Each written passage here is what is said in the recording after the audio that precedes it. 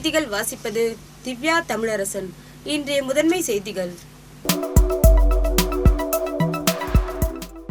முன்னாள் பாரத பிரதமர் டாக்டர் மன்மோகன் சிங் அவர்களது மறைவையொட்டி புதுச்சேரி குபேர் சாலையில் உள்ள மேரி கட்டட அரங்கத்தில் அவரது திருவுருவ படத்திற்கு அரசு சார்பில் அஞ்சலி செலுத்தும் நிகழ்ச்சி நடைபெற்றது. காரைக்காலில் கார்னிவல் நடத்துவது குறித்து அமைச்சர் திருமுருகன் தலைமையில் ஆலோசனை கூட்டம் நடைபெற்றது.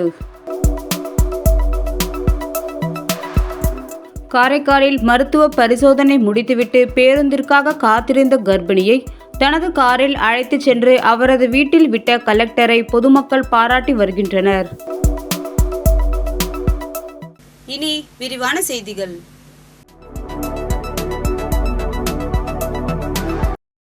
முன்னாள் பாரத பிரதமர் டாக்டர் மன்மோகன் சிங் அவர்களது மறைவையொட்டி புதுச்சேரி குபேர் சாலையில் உள்ள மேரி கட்டட அரங்கத்தில் அவரது திருவுருவ படத்திற்கு அரசு சார்பில் அஞ்சலி செலுத்தும் நிகழ்ச்சி நடைபெற்றது.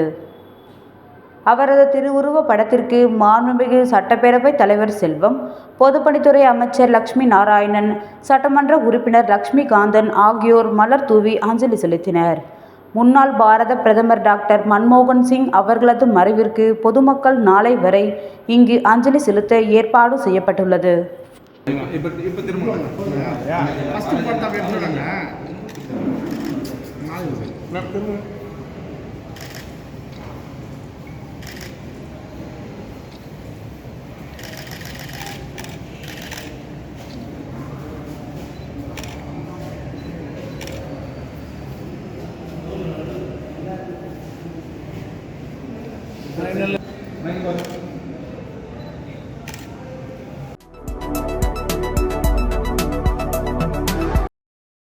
காரைக்காலில் கார்னிவல் நடத்துவது குறித்து அமைச்சர் திருமுருகன் தலைமையில் ஆலோசனை கூட்டம் நடைபெற்றது.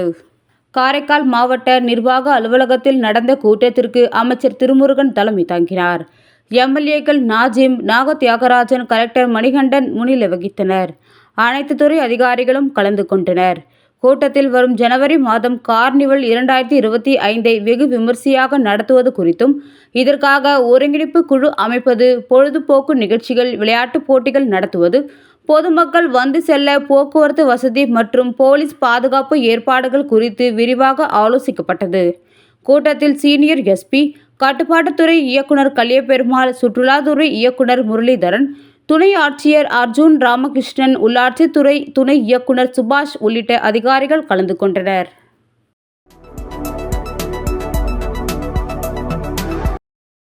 காரைக்காலில் மருத்துவ பரிசோதனை முடித்துவிட்டு பேருந்திற்காக காத்திருந்த கர்ப்பிணியை தனது காரில் அழைத்து சென்று அவரது வீட்டில் விட்ட கலெக்டரை பொதுமக்கள் பாராட்டி வருகின்றனர். காரைக்கால் திருப்பட்டணம் தொகுதி பட்டணஞ்சேரி மீனவ கிராமத்தில் நேற்று 20ஆம் ஆண்டு சுனாமி தினத்தை முன்னிட்டு அஞ்சலி செலுத்தும் நிகழ்ச்சி நடைபெற்றது. இந்த நிகழ்ச்சியில் பங்கேற்க கலெக்டர் மணிகண்டன் காரில் சென்று கொண்டிருந்தார். அப்பொழுது தேசிய நெடுஞ்சாலையில் OMH பஸ் நிலையத்தில் நின்றிருந்த கர்ப்பிணியை பார்த்த கலெக்டர் மணிகண்டன் காரை நிறுத்தி அவரிடம் விசாரித்தார். அவர் அரசு மருத்துவமனையில் பரிசோதனை முடித்துவிட்டு பஸ்ஸிற்காக காத்திருப்பதாக தெரிவித்தார். இதனையடுத்து நவோதர மேரி, அவருடன் இருந்து அவரது அத்தை டைசி மேரி ஆகியோரை கலெக்டர் தனது காரில் அழைத்து சென்று அவரது வீட்டில் பாதுகாப்பாக இறக்கிவிட்டார். பின் அவரது இல்லத்திற்கு சென்று மருத்துவ பரிசோதனை அட்டையை பார்வையிட்டார். பின்பு தேவையான உதவிகள் மற்றும் சுயதொழில் தொடங்குவதற்கு தேவையான உதவிகள் செய்து தருவதாக கூறிவிட்டு உடல் ஆரோக்கியம் மற்றும் சத்தான உணவுகள் குறித்து அவருக்கு அறிவுரை வழங்கி குழந்தை நல்லபடியாக பிறக்க வாழ்த்துக்களை தெரிவித்துவிட்டு புறப்பட்டு சென்றார். இதனிடையே கர்ப்பிணியை தனது காரில் அழைத்து சென்று அவரது வீட்டில் விட்ட கலெக்டர் மணிகண்டனை அனைவரும் பாராட்டி வருகின்றனர்.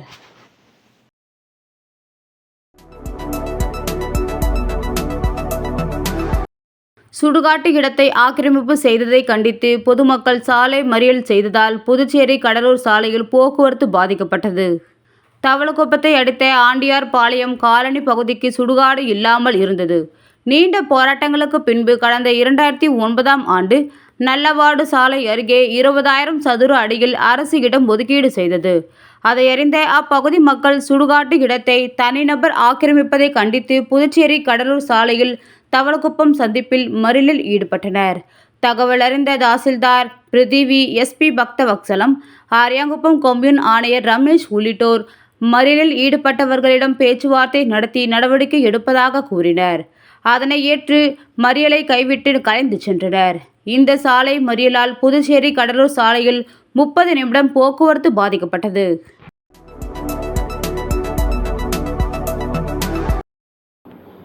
முன்னாள் பாரத பிரதமர் டாக்டர் மன்மோகன் சிங் மறைவையொட்டி கவர்னர் மற்றும் முதலமைச்சர் ரங்கசாமி ஆகியோர் இரங்கலை தெரிவித்துள்ளனர்.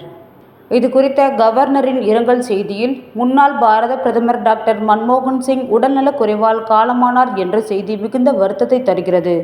அவர் நாட்டின் மிக உயரிய பதவிகளை அலங்கரித்து அனைவராலும் போற்றப்பட்ட தலைவராக திகழ்ந்தார். நாட்டின் முன்னேற்றத்திற்காகவும் வளர்ச்சிக்காகவும் நாடாளுமன்றத்திலும் வெளியிலும் அவர் மேற்கொண்டுள்ள செயல்பாடுகள் அரசியல் கடந்து இன்றளவும் எல்லோராலும் போராட்டப்படுகிறது. பேராசிரியராக, பொருளாதார நிபுணராக, ரிசர்வ் வங்கியின் தலைவராக, பாரத பிரதமராக அவர் ஆற்றிய பணிகளை நாடு என்றென்றும் நினைவில் வைத்திருக்கும் என்று குறிப்பிடப்பட்டிருந்தது. அதனைத் தொடர்ந்து முதலமைச்சர் அளித்துள்ள இரங்கல் செய்தியில், முன்னாள் பாரத பிரதமர் டாக்டர் மன்மோகன் சிங் அவர்களின் மறைவு செய்தி ஆழ்ந்த அதிர்ச்சியையும் வருத்தத்தையும் அளிப்பதாக உள்ளது. உலகம் போற்றும் பெருமைக்கு உரிய பொருளாதார வல்லுநராக டாக்டர் மன்மோகன் சிங் திகழ்ந்துள்ளார். இந்தியாவின் பொருளாதார மறுமலர்ச்சியின் சிற்பியாக திகழ்ந்தவர். இந்திய அரசியலில் கண்ணியமிக்க ஒரு தனித்துவமான தலைவர். 10 ஆண்டுகள் பாரத தேசத்தின் பிரதமராக பதவி வகித்த அவர், சாமானிய மக்களின் வாழ்வை தரம் உயர வேண்டும் என்பதற்காக அனைவருக்குமான வளர்ச்சி என்பதை அடிப்படையாக கொண்டு அவர் செயல்படுத்திய திட்டங்களையும் பொருளாதார சீர்திருத்தங்களையும் தேசம் என்றும் நினைவில் வைத்திருக்கும். அவரை இழந்து வாடும் அவரது குடும்பத்தாருக்கும் அவரை சார்ந்த ஏனையோருக்கும் எனது ஆழ்ந்த இரங்கலையும் வருத்தத்தையும் தெரிவித்துக் கொள்வதோடு, அவரது ஆன்மா சாந்தியடைய எல்லாம் வல்ல இறைவனை பிரார்த்திக்கின்றேன் என்று குறிப்பிடப்பட்டிருந்தது.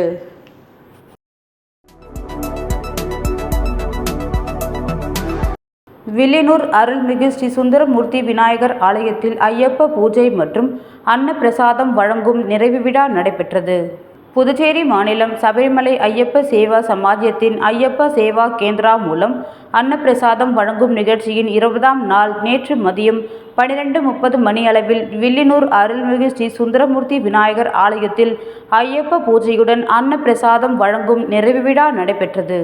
இந்த நிகழ்ச்சியில் அனைத்து மாநில அன்னதான கமிட்டி, மாவட்ட நிர்வாகிகள், ஐயப்ப யோகத்தினர் மற்றும் அனைத்து உறுப்பினர்களும் கலந்து கொண்டு ஐயனின் அருளை பெற்றனர். நடைபெற்ற அன்னப்பிரசாதம் உபயதாரர் வில்லியனூர் குப்புசாமி குடும்பத்தினர் செய்திருந்தனர்.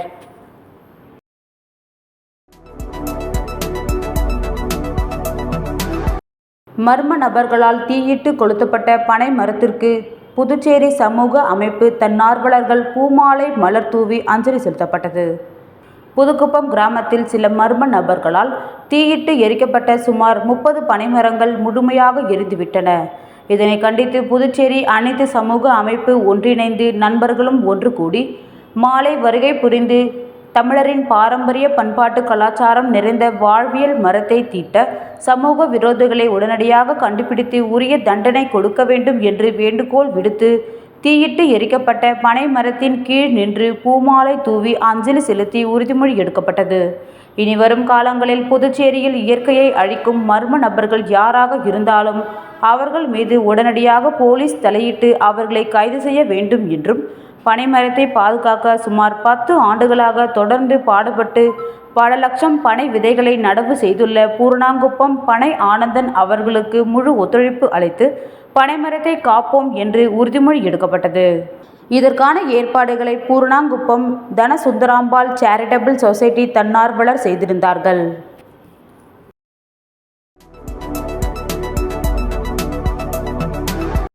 டெல்லி முதல் தனுஷ்கோடி வரை பயணம் மேற்கொண்டுள்ள மாற்றுத்திறனாளி குழு புதுச்சேரி வந்த நிலையில் சத்யா சிறப்பு பள்ளி சார்பில் வரவேற்பு அளிக்கப்பட்டது.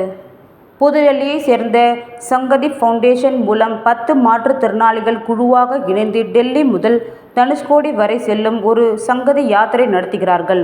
இந்த நிகழ்ச்சியில் மாற்றுத்திறனாளிகளால் இயக்கப்படும் மாற்றி அமைக்கப்பட்ட வாகனத்தில் 6000 கிலோமீட்டர் பயணத்தை 20 நாட்களில் முடிக்க திட்டமிட்டுள்ளனர். இந்த நிகழ்ச்சிக்கு புதுச்சேரியில் சத்யா சிறப்பு பள்ளி இயக்குனர் சித்ரா ஷாவால் வரவேற்பு அளிக்கப்பட்டது. இதில் சிறப்பு அழைப்பாளராக புதுச்சேரி சமூக நலத்துறை இயக்குனர் ராகினி மற்றும் உணவு பிரிவு காவல் கண்காணிப்பாளர் மாறன் கொடியசைத்து வழியனுப்பி வைத்தனர். இந்த குழு 2024 டிசம்பர் 26ஆம் தேதி இரவு புதுச்சேரியை வந்தடைந்தது மற்றும் 27ஆம் தேதி திருப்பதி நோக்கி புறப்பட உள்ளது. இந்த பயணம் இந்தியாவில் மாற்றுத்திறனாளிகளுக்கான அணுகுதல், உள்ளடக்குதல், இயங்குதல் மற்றும் மாற்றுத்திறனாளிகள் தேவைகள் போன்ற முக்கிய அம்சங்களை தெளிவுபடுத்தும். அதே சமயத்தில் அவர்கள் திறன் மேம்பாடு, வேலைவாய்ப்பு, விளையாட்டு மற்றும் வாழ்க்கை திறன்கள் ஆகியவற்றிற்கு முக்கியத்துவம் அளிக்கிறார்கள்.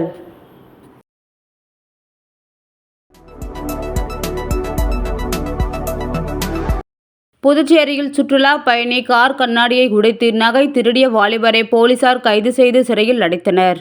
பெங்களூரை சேர்ந்தவர் சைத்தன்யா சாய்ராம்.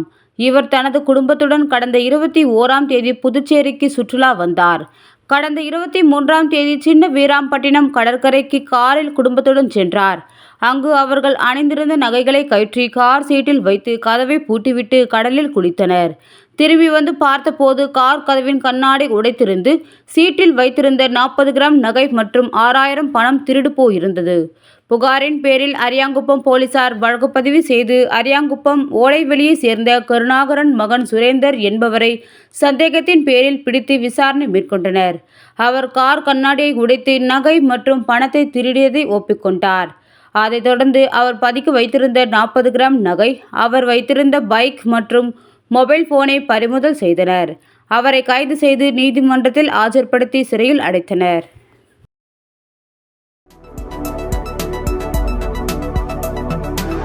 புதுச்சேரியில் ஆன்லைன் மோசடி கும்பலிடம் 5 பேர் ரூபாய் 61,000 இழந்துள்ளனர்.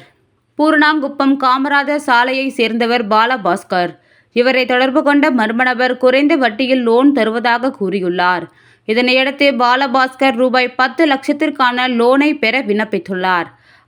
அவருக்கு 21,850 ரூபாய் செயலாக்க கட்டணமாக செலுத்தி ஏமாந்தார். அருமாத்தபுரம் சண்முகா நகர் ஆசிரியர் குடியிருப்பை சேர்ந்தவர் மெரில் ஷாம் விஜி என்பவரை வாட்ஸ்அப்பில் தொடர்பு கொண்ட மர்ம நபர் ஆன்லைன் வர்த்தகத்தில் முதலீடு செய்தால் அதிக பணம் சம்பாதிக்கலாம் என கூறினார். அதனை நம்பி அவர் மர்ம நபர் தெரிவித்த நிதி நிறுவனத்தில் 25,000 முதலீடு செய்து ஏமாந்தார். அதேபோல் வில்லியனூர் மூர்த்தி நகரை சேர்ந்த விஸ்வநாதன் 6,400 ரூபாய், புதுச்சேரியை சேர்ந்த அமுதன் 3,000, பாகூர் சிவபிரகாசம் 5,000 என 5 பேர் 61,251 ரூபாயை ஆன்லைன் மோசடி கும்பலிடம் இழந்துள்ளனர். இதுகுறித்த புகார்களின் பேரில் சைபர் கிரைம் போலீசார் வழக்கு பதிவு செய்து விசாரணை நடத்தி வருகின்றனர்.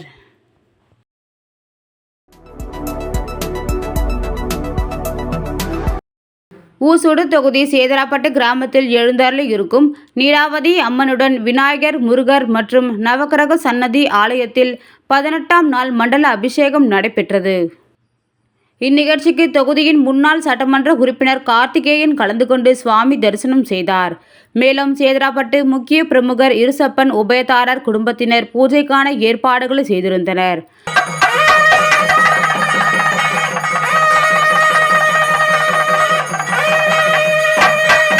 அதனைத் தொடர்ந்து ஆலயத்தில் சுமார் 500 பேருக்கு சமபந்தி விருந்து வழங்கப்பட்டது. இதில் ஆலயத்தின் அறங்காவலர் குழுவினர் மற்றும் நிர்வாகத்தினர், ஊர் பொதுமக்கள் கலந்து கொண்டு சுவாமி தரிசனம் செய்தனர்.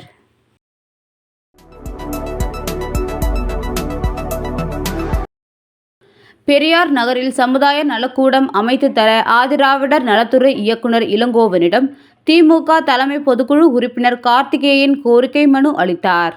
புதுச்சேரி திமுக தலைமை பொதுக்குழு உறுப்பினர் கார்த்திகேயன் தலைமையில் திமுகவினர் ஆதிராவிடர் நலத்துறை இயக்குனர் இளங்கோவனை சந்தித்து கோரிக்கை மனு அளித்தனர்.